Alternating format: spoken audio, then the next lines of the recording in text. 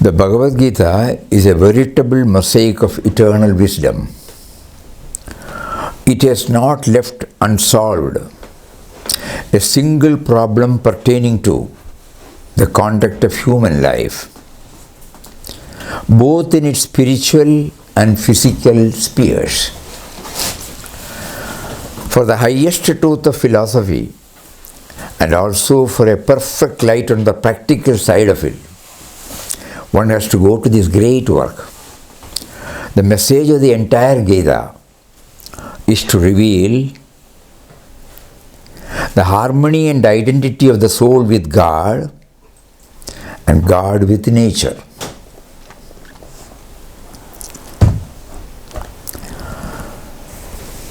Many of you might be knowing that the celestial music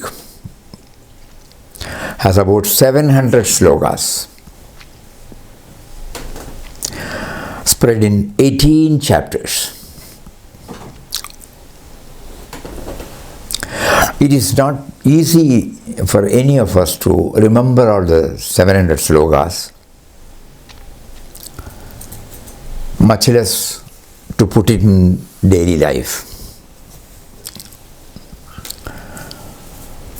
So when we approach Srimad Bhagavad Gita,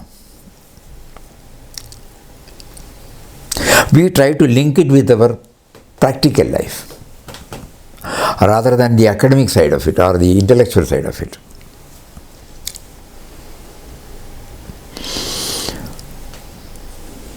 The first chapter gives us a clue. Any individual's problem stems from the me and mine.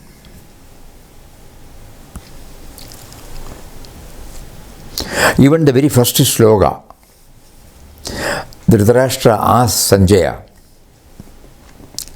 tell me what my son and Pandu's son are doing, He is the emperor. He has to administer justice.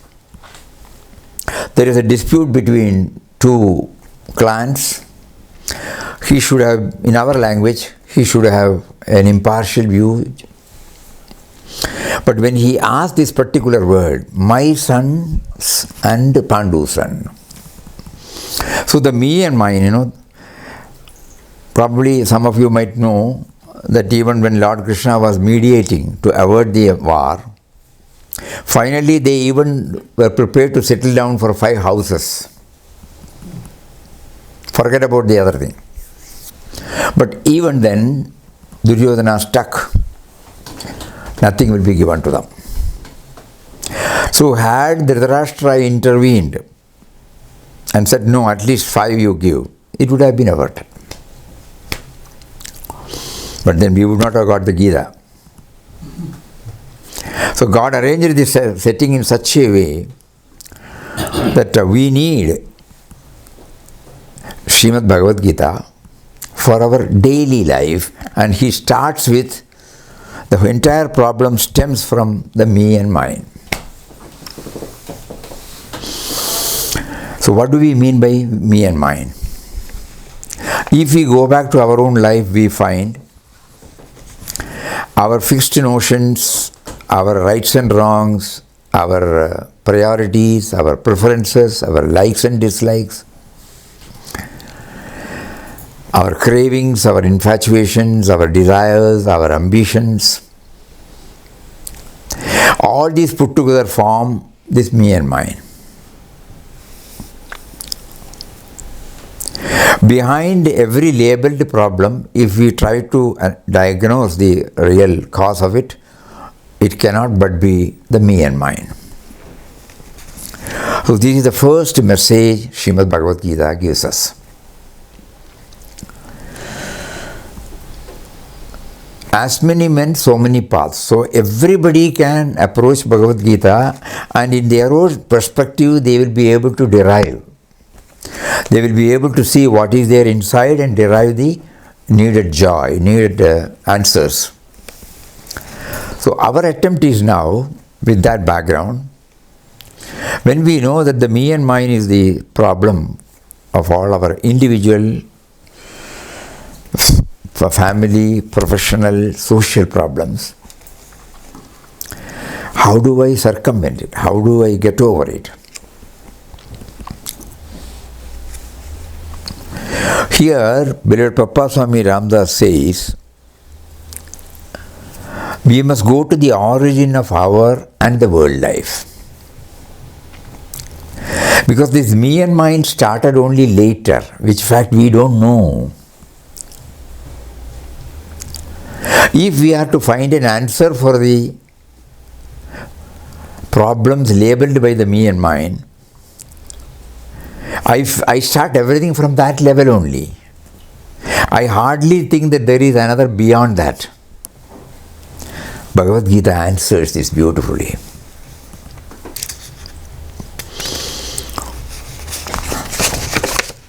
We will just read out. Papa says about this me and mine, a self-created and very strong wall of separation shuts the individual from the view and experience of the immortal realm. And this wall is the individual sense or ego. The eradication of the ego sense only befits the individual for achievement of the loftiest perfection of the transcendent truth. As the dam obstructs the free flow of the stream, as a clog within the flute permits not the outpouring of melodious notes, as an ill-tuned stringed instrument cannot produce charming music, as the dimmed glass does not lend itself to the reflection of the light through it, so the ego with which an individual is obsessed is the one hindrance to the spontaneous revealment of the indwelling divine power and joy. Remove the dam, you allow the waters of the stream with all its pristine purity to flow in a sparkling current. Empty the flute of its clogged matter and you play upon it to produce celestial melody.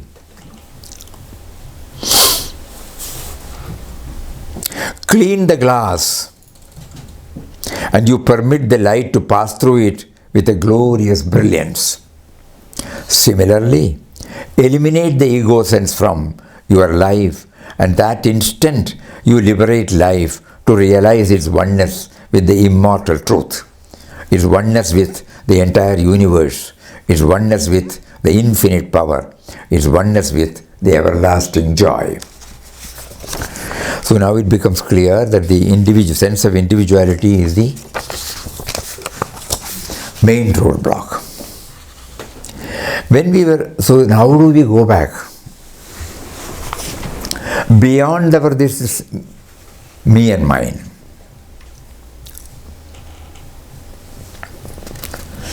When we were conceived by our mother,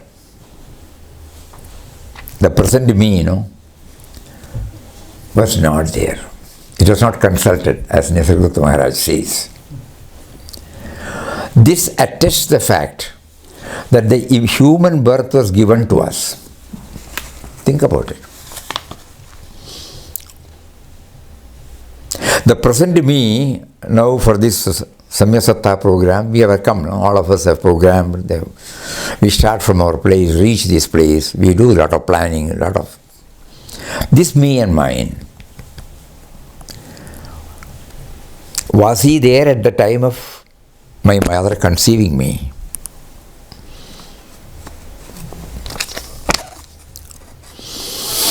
So the human birth was given to us by him, by that unknown power, unknown factor. We call it as God. And again we go to the Shastras and find out, based upon the karmic baggage we have brought forward from our previous birth, our body, mind, intellect complex was shaped. So each one of us is working out our own karmas. To make it more clear, Nisargadatta Maharaj says, What are the essentials to which you consider as you? Obviously the body, when the moment we say. But this body that is now in its prime, healthy, strong, was once only a little drop or a speck of chemical matter when conception took place in your mother's womb. Think. Did you, the present you, do anything to be conceived? Did you, the present you, want to be conceived? Were you consulted?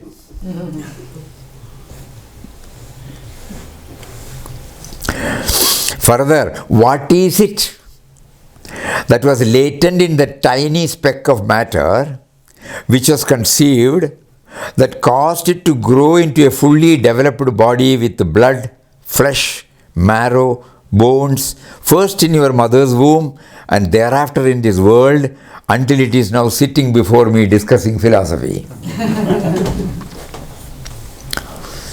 We are trying to go to the source. No? The body has, during its growth, assumed various images which you have considered to be you at different times. But no single image has remained with you constantly, and yet there is something which has indeed remained without any change. I was a child, I became an adolescent, I moved to the adult state, I then became a middle-aged person, now we are senior citizens. So many changes have taken place. But at the same time, the I was there, the beingness is there. That's what he says.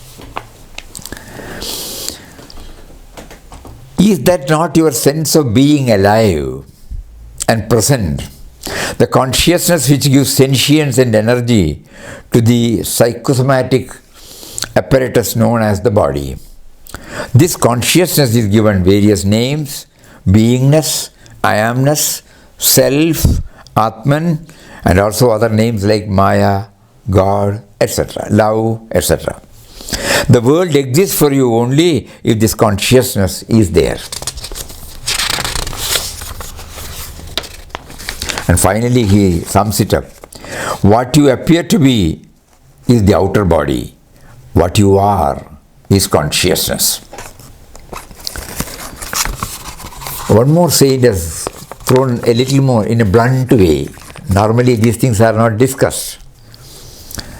They mix it up with something else. But these are all the blunt truths. Shantananda Puri brings it out beautifully.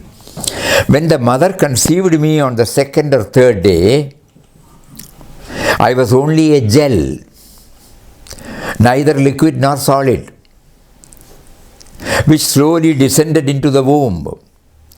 This gel had no power to breathe, to lift the hand.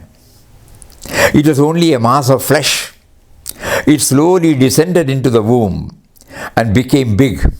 According to medical science, the energy came into the womb in the 4th week after this gel was formed. In other words, the energy which was me or which was you came into the womb only after 4 weeks had elapsed since the gel was formed. This means that you are never the body, but you are always the energy, a living and loving energy.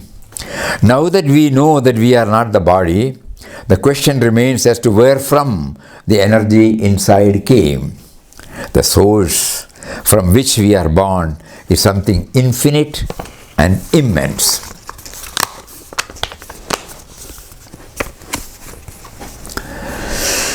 With this background, we approach Bhagavad Gita.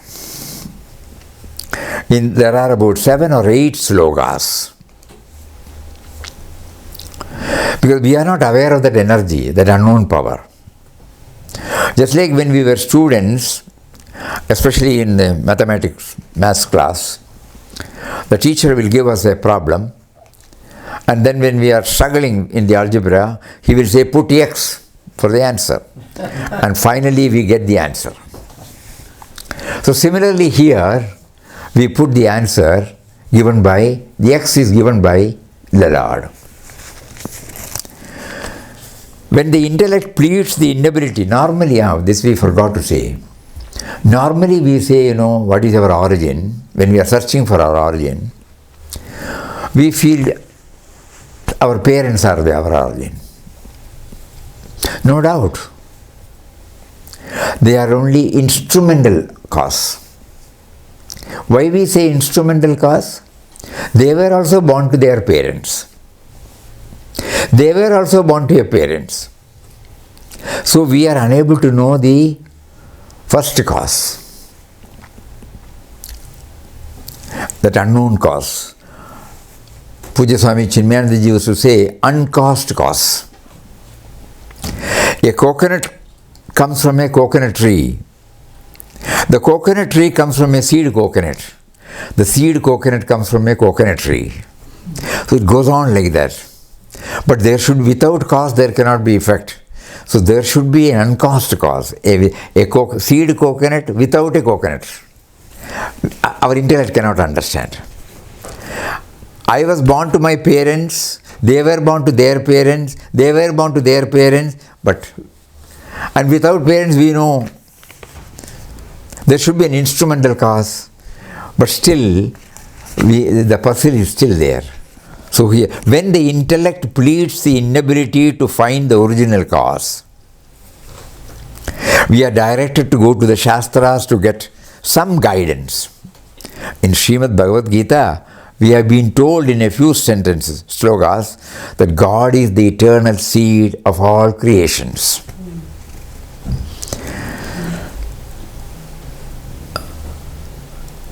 Many of you might be having Srimad Bhagavad Gita, no? So chapter number 7, Shloka number 10.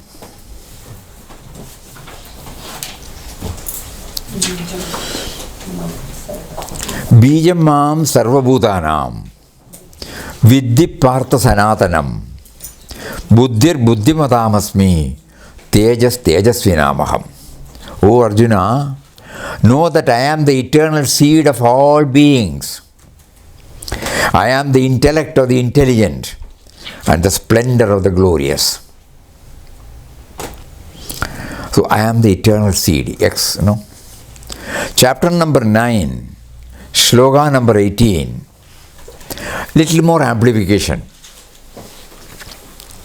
Gadir Bharta Prabhu Sakshi Nivas Sharanam Suhrad Prabhava Pralaya Sthanam Nidanam Bijam Avyayam. I am the supreme goal of all beings. I am also their sustainer, Bharta, Master, Prabhu, Sakshi, witness, Nivas, abode, shelter, Sharanam, Suhrad, I am the friend. Prabhava Pralaya Sthanam, I am the origin, the end and the resting place of creation. And finally he says, Bijam Avyayam, I am the repository and eternal seed. Chapter number 10, Shloka number 39. Yachabi sarvabhutanam Bijam tadaham Arjuna na tadasti vina yasyat maya bhudam characharam. I am the generating seed of all living beings. No creature, moving or non-moving, can exist without me.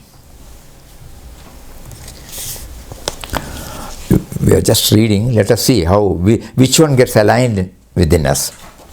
Chapter number 14, Shloka number 3. Mama yonir mahad brahma tasmin garbham dadamyaham swabhava sarvabhutanam tato bhavati bharata. My womb is the real Brahman. In it I place the seed. From that, O Bharata, is the birth of all beings. Chapter number 14, Shloka number 4. Sarvayonishu kaunteya bhutayas sambhavandeya tasam brahma mahadyoni Aham bija pradapita. It should be understood that all species of life, O son of Kunti, are made possible by birth in this material nature, and that I am the seed-giving father. Aham bija pradapita. So many shlokas, We are trying to understand the source of all sources. So far we have been trying to start from the me and mine level. Now we are trying to understand that me and mine level came only later. Our original nature we had no idea, we had no access. So now Lord Krishna is throwing light upon it through various shlokas, and with manana, with contemplation, with deep in-depth study, we might get some clarity on it. That is what we are trying now. Chapter number 7, sloka number 6.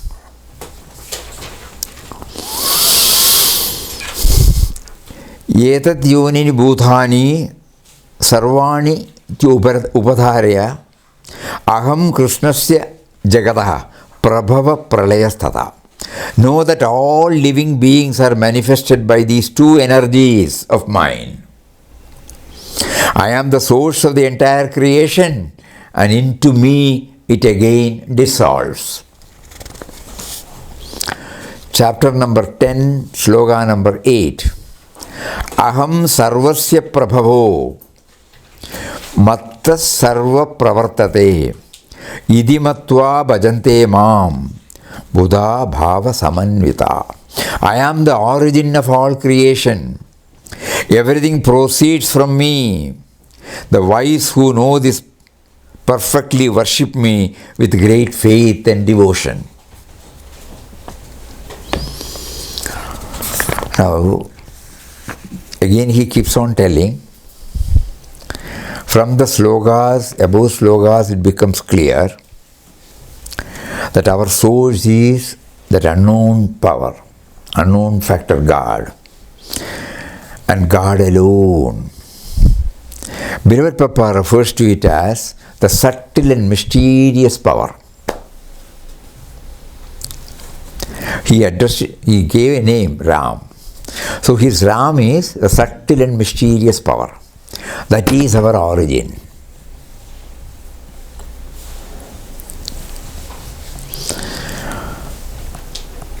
Somebody has given more light, because this we need for enabling us to go within to get clarity on the source of our sources. It is the creative force, the sustaining power, that which motivates towards constant change, the overall intelligence which governs the universal by physical and spiritual law, truth, love, goodness, kindness, beauty, the ever-present, all-pervading essence or spirit, which binds everything in the universe together and gives life to everything.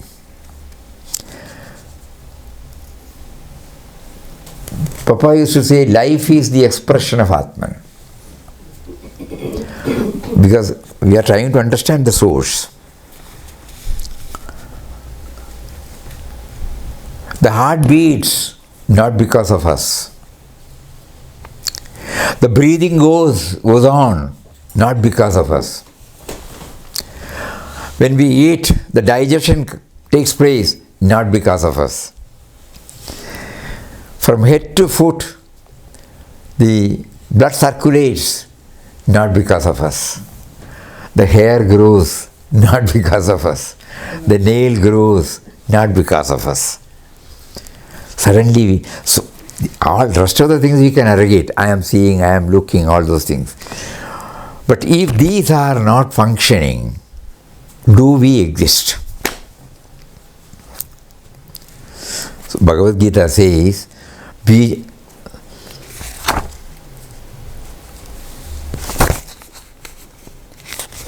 Jivanam sarvabhuteshu. I am the life force in everything. To make it more and more clear, he says, Jivanam Sarva Bhuteshu. I am the life force in everything. So life force is expressed in the form of heartbeat, breathing, digestion, blood circulation. We are getting some idea now. Because of which all other sense organs are active. The act of seeing, the act of talking, the act of hearing, the act of tasting, the act of touching, the act of thinking. All these are possible for us because the life force in us.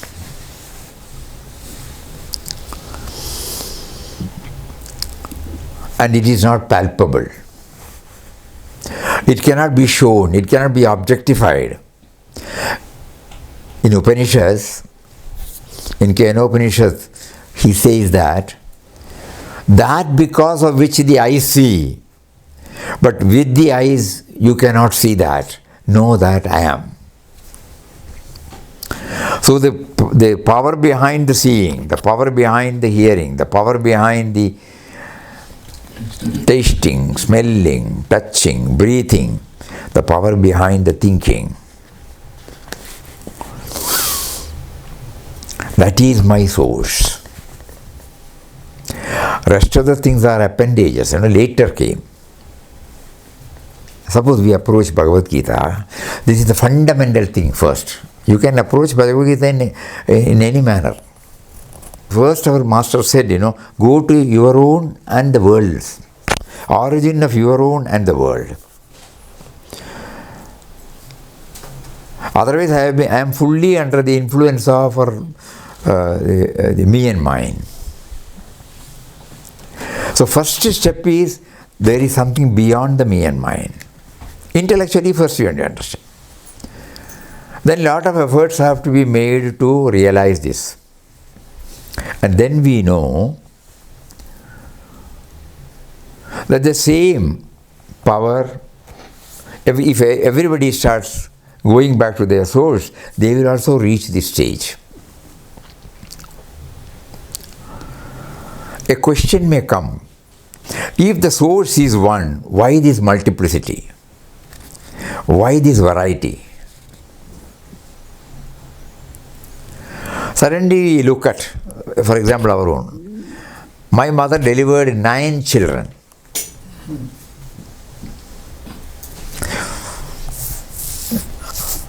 And 4 departed.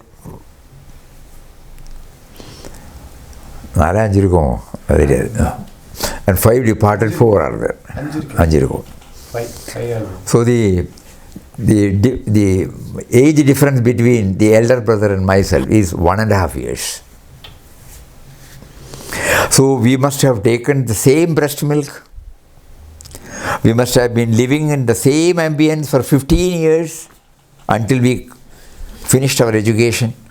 But both of us are different in characteristics, in taste, temperament, aptitude, inclination, preferences, priorities, body constitution. Everything is different. So we start thinking, why this? Bhagavad Gita again answers in the 7th chapter, para and apara. But to make us know, we are not quoting this particular sloka.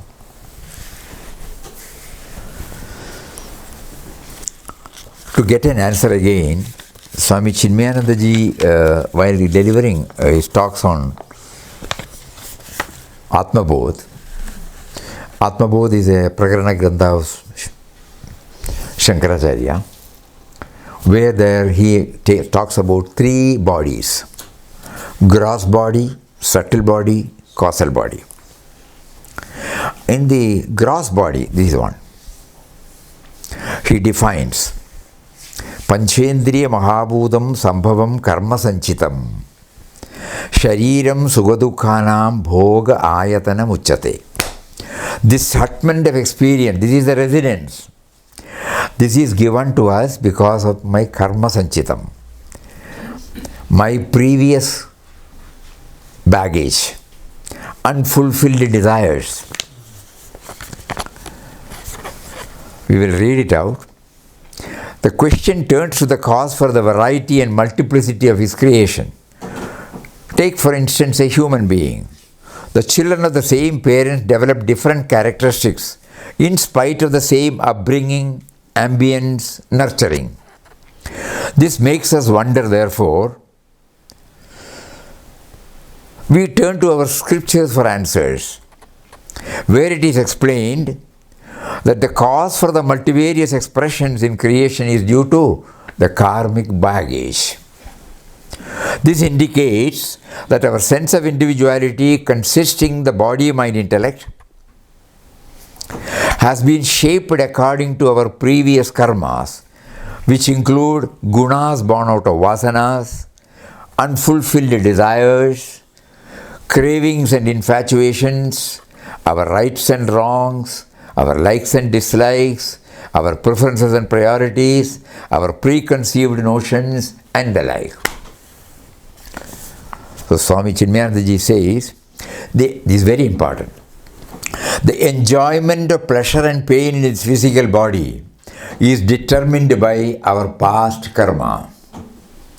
Thought by thought, action by action, we have demanded the present body and mental equipment. In fact, even while we are alive and acting here now, we order the shape of our future life to be. With our own actions, we give a blueprint to God, ordering the exact shape of our destiny, and according to the specification given, the body, the tent of experience, is built and handed over to each one of us by the all-merciful, omnipotent, divine Creator.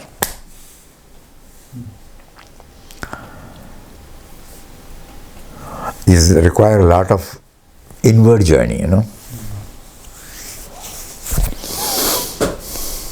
Right from young age, somebody develops taste for music, Where from he got? And this theme can further be understood through the words of Acharya Vinoba Bhave. In his talks on Gita, he beautifully brings it out in 7th chapter. An artist paints a variety of pictures on the same type of paper with the same brush. A sitarist creates different ragas out of the same 7 notes. In literature, it's very easy for us to understand. A variety of thoughts and ideas and feelings are expressed through a few letters of the alphabet. A to Z, Different pictures drawn by the same artist with the same brush on the same paper evoke different feelings. Therein lies the skill of the artist. The artist and the sitarist have such a skill in their fingers that they make you laugh or cry. In their fingers lies the magical power.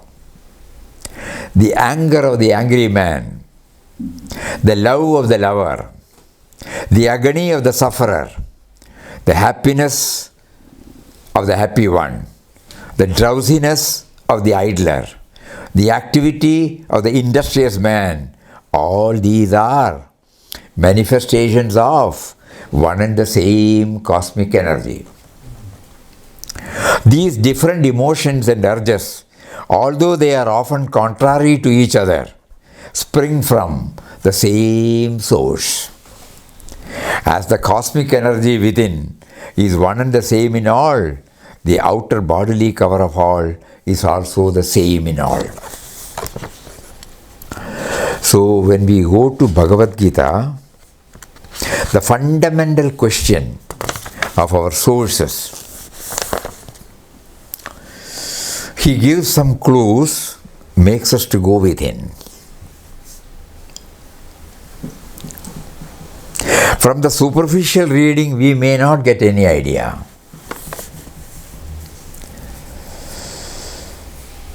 But when we try to go within, with the help of any medium, which we call as sadhana, then only we will be slowly entering into the inner chambers. Otherwise it is difficult. In Bhagavad Gita, all these points have been elaborately explained through these 700 slokas. As a student,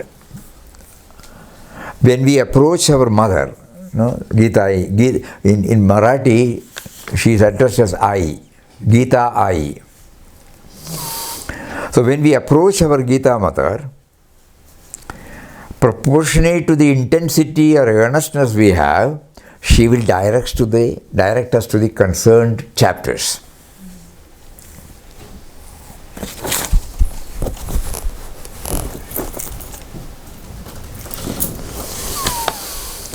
And concerned shlokas. But it all depends upon our intensity. Because if we try to learn from chapter to chapter, sloka to sloka, no doubt it gives us an overview. But later on, each one of us has to find out what exactly I want from her. Then only it has got value. Otherwise we are following somebody's instructions.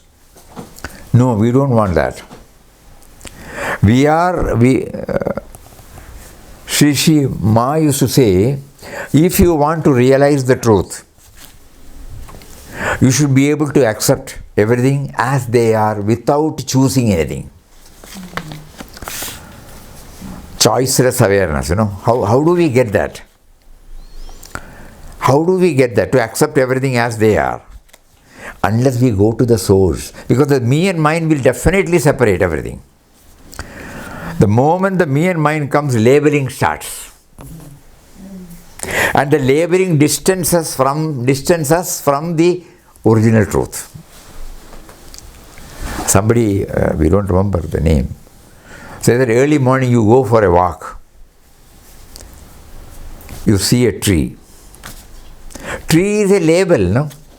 Just think about what was that before labeling it as tree. Everything we are guided by the label. We are in search of our source. Source of me as well as source of everything. Now, source of me, Lord Krishna has given us a lot of inputs.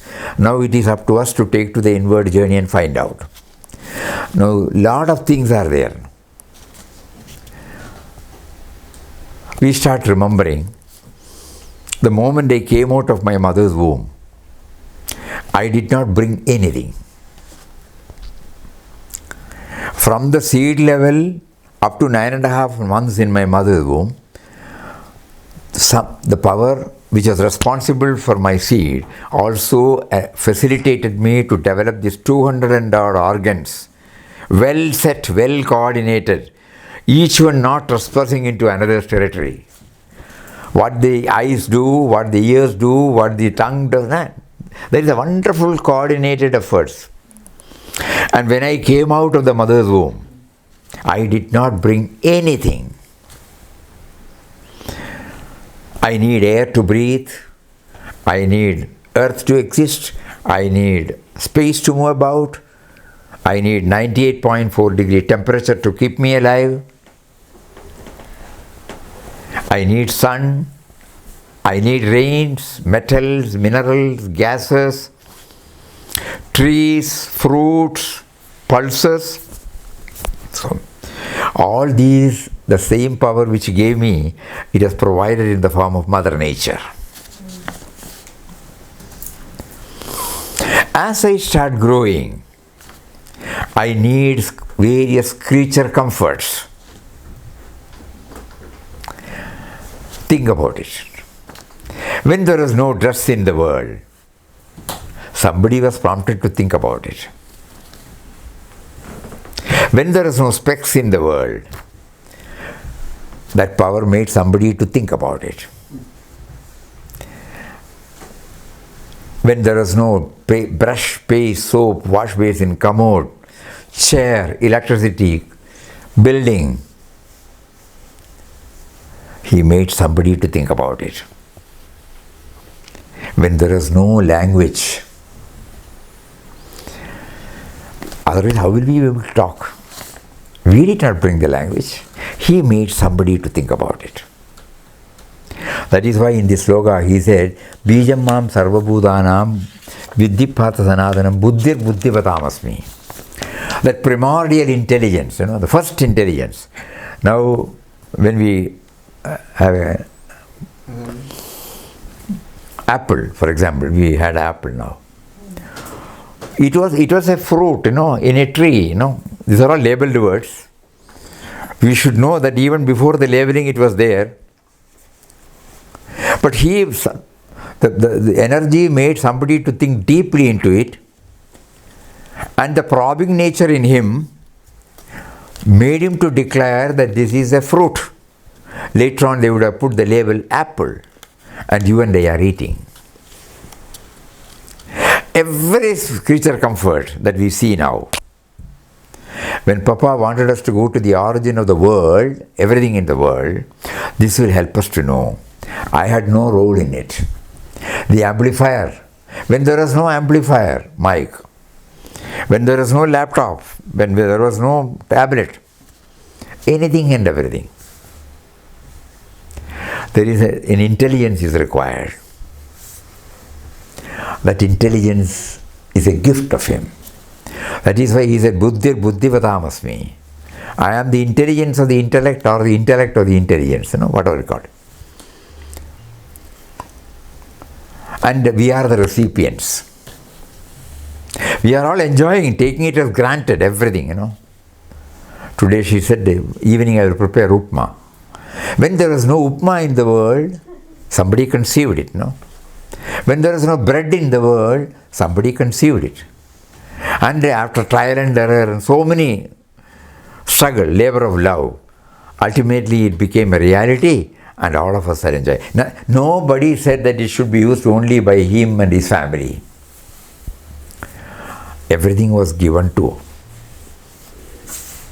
So the discovery, invention, innovation, everything was the prompting given by that energy, the subtle and mysterious power called God.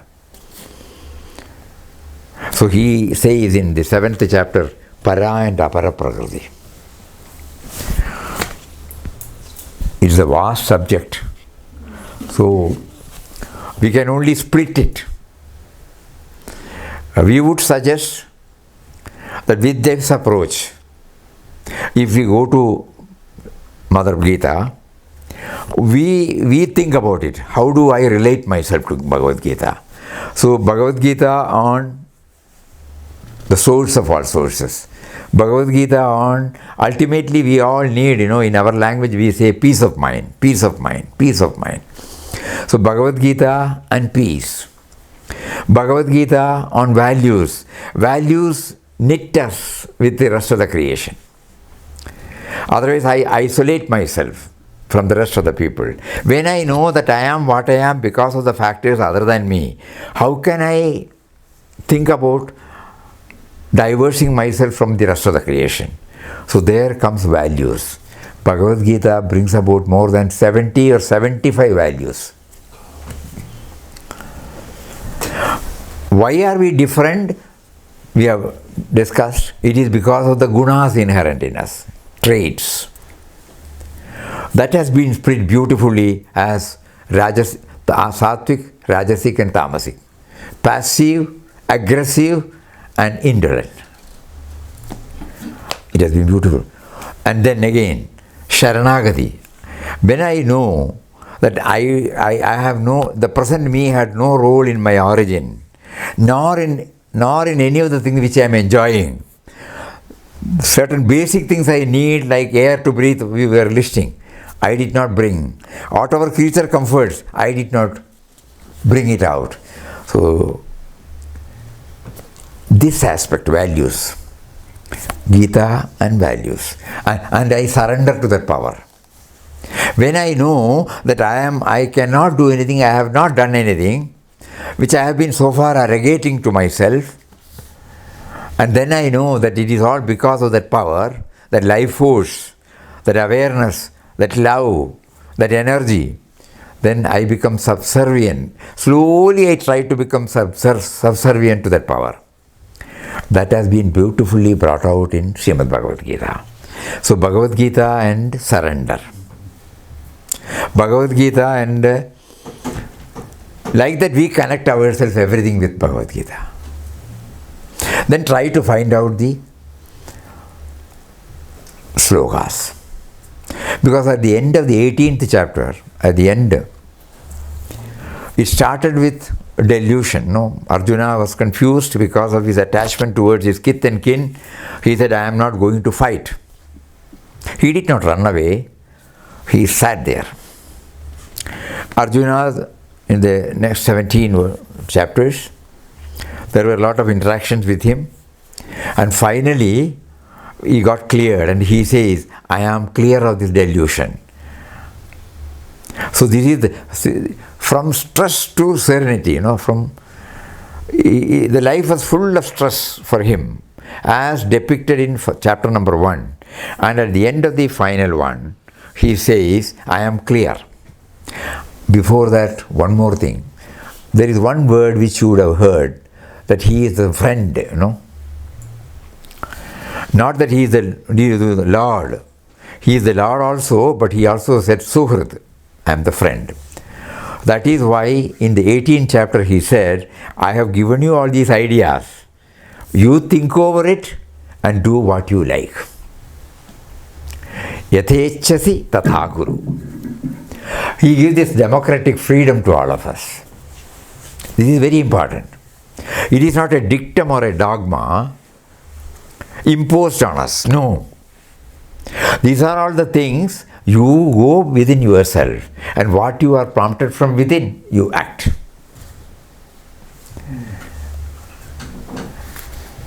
Vinobaji beautifully says, he gave that freedom, and then Arjuna, because he has gone through this,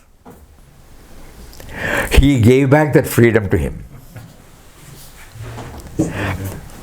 Karishye vajanam tava. I will do exactly as you have guided me now. Then we were again thinking, why? Because he says, Vinobaji says,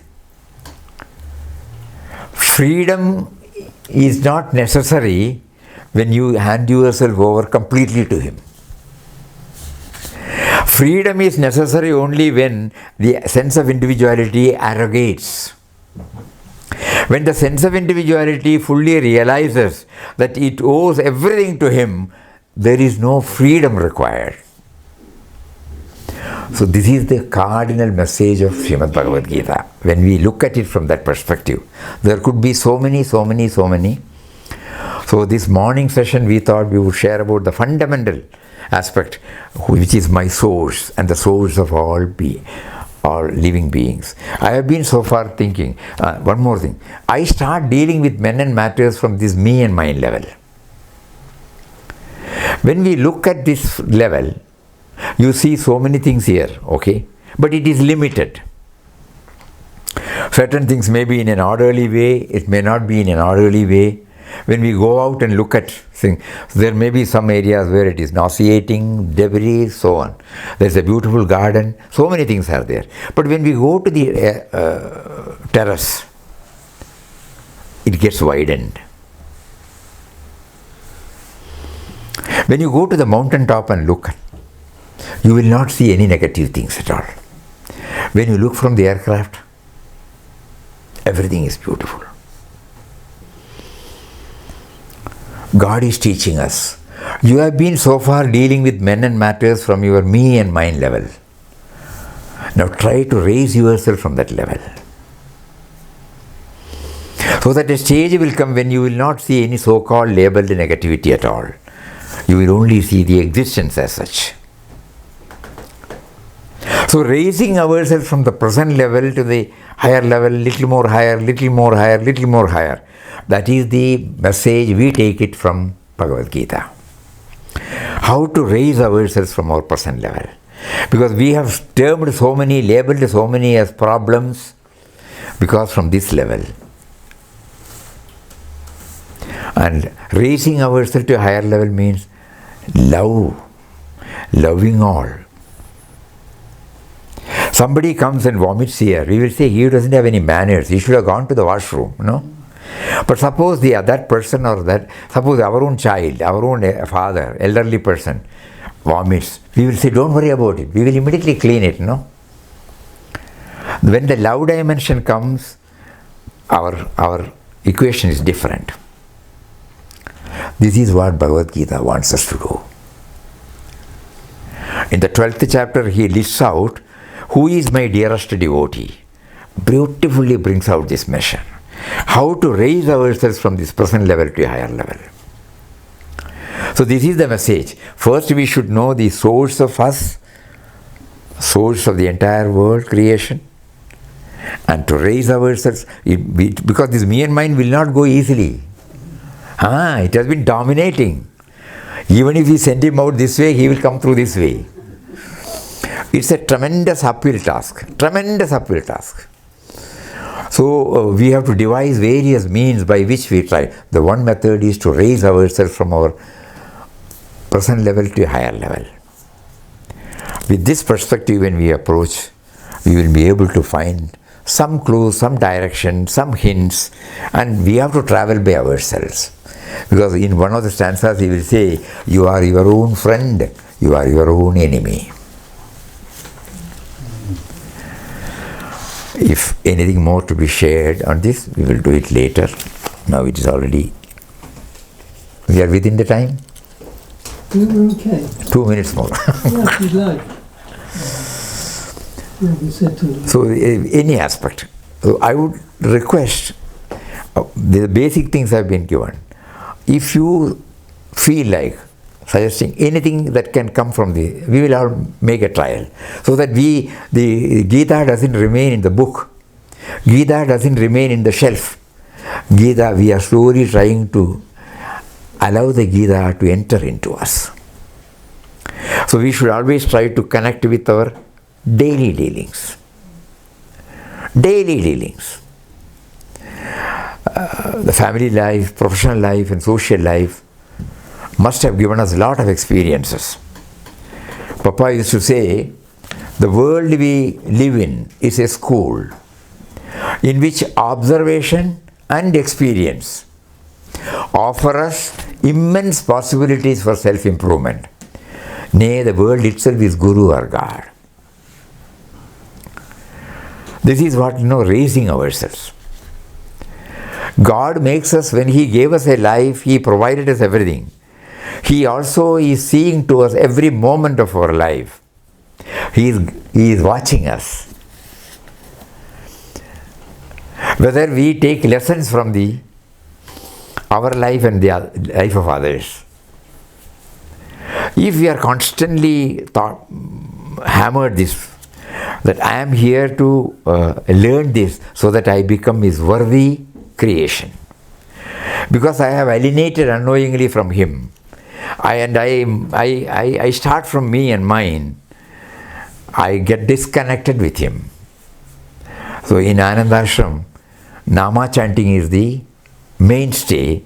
The purpose of Nama chanting is to link ourselves with Him. Chanting the name of God enables us to link ourselves with Him. And if it has to be effectively done, our outer activities, non-chanting times, whatever we do, it should be compatible with our inner aspiration. Inner aspiration is to remember Him. So far I have been remembering only me and mine. I have to remember Him. He is the indwelling and all-pervading reality. So let us all explore. In the evening we are meeting again, no? Yeah. In the evening we will show a PPT. Now we don't have time because you have some other thing on your agenda. Lunch is the next agenda. Huh? Lunch is the next agenda. Then if, then there is a beautiful PPT, a shloka from Vivek Chudamani, Shankaracharya's. He says, the treasure is within, and the treasure will not just come out by our calling the treasure. Please come out, please come out. God is there within all of us. Some process is necessary. That's a beautiful sloka. So that sloka, when Chinmayanji was sharing with us, he brought out a wonderful example. So we have now put it in the form of a PPT. We will start it from that in the evening session. Yeah. In PowerPoint presentation. With the example. We can put it on the screen. Screen it can be shown. It can be. Aptoktim. We could need a projector. The sloka is Aptoktim Khananam. Khananam means mining. Shilo is a beautiful sloka, and we will also show the sloka. We will recite the sloka. One word is enough. That will connect us to that. Khananam. Khananam means we have to go within. Like that, in Bhagavad Gita, when you read one word, one sloka, if it gets embedded in us, that will trigger. It will connect us to Him. The most fundamental thing is the source. So we know that Bijam Mam Sarva Bhutanam. You are there, but you are not making me aware of your presence. You are allowing me to start from me and mine, which is also a gift of you, but I did not know that it was a gift of you. I did not know that you are there. But through these slokas, you keep on hammering into my brain. Please enable me to absorb it and slowly try to realize your presence within. That much for the morning session. Hari Om.